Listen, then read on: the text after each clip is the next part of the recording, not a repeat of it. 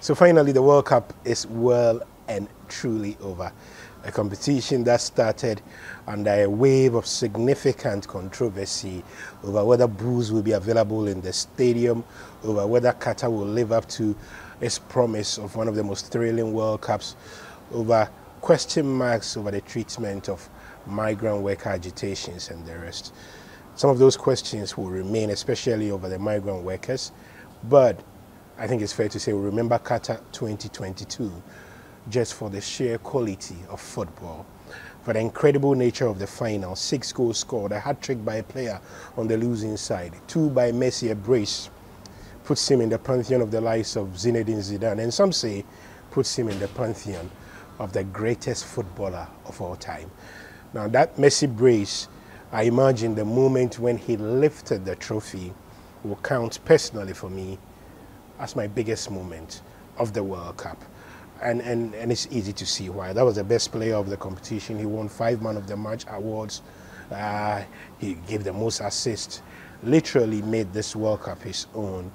But in addition to that, for me, was the tears of the Argentine players spread across the field. So you saw Montiel in tears after his penalty went in. It meant so much to them, the sight of their fans celebrating, and it's been an absolute joy to watch. And I really hope that my national team, the Black Stars, will learn a thing or two from what playing for your country means. I think in addition to that, just the sheer quality of the stadiums and the glitz on display in Qatar would stay long in my memory. It was good to see the effort that had been put into making sure that everybody enjoyed the tournament as much as they could. And it was obvious that Qatar had put in a lot of work to ensure that this tournament will live very, very long in our memory. On the field, nobody will forget Morocco for the quality of their football, for the doggedness of their display, for the colorful nature of their fans, and for making history for the continent. The first African side to reach the semi-final, they've broken a glass ceiling, and I imagine that the rest of the continent will pick up the baton and ensure that in subsequent World Cups, Africa is well and truly represented.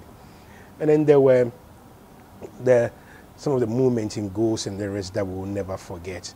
Richarlison's wonderful scissor-like kick for Brazil, the sight of Neymar completely in tears after Brazil had been eliminated from the competition, signifying how much top players value the capacity to be able to do well at the world stage. It was one of those moments that for once you felt sorry for a favorite that do. We love an underdog story, which takes me to potentially one of the biggest sporting moments we will talk about this year for a very long time.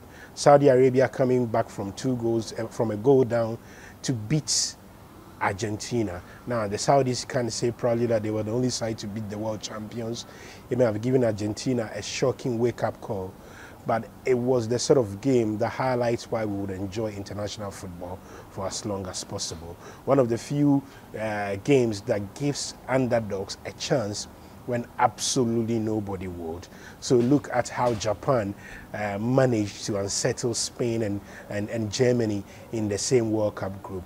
The competition that Costa Rica gave Germany before losing to them.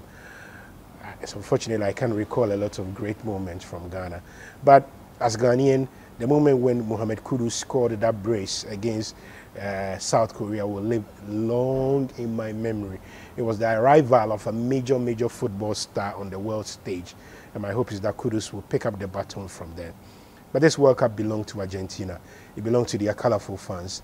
It belonged to the great Lionel Messi, and it's only fitting that he ended his record 26th match in the World Cup with the first ever trophy after missing out on the 2014 final. I also think it's the day that he became, definitely without the slightest shade of doubt, the greatest of all time.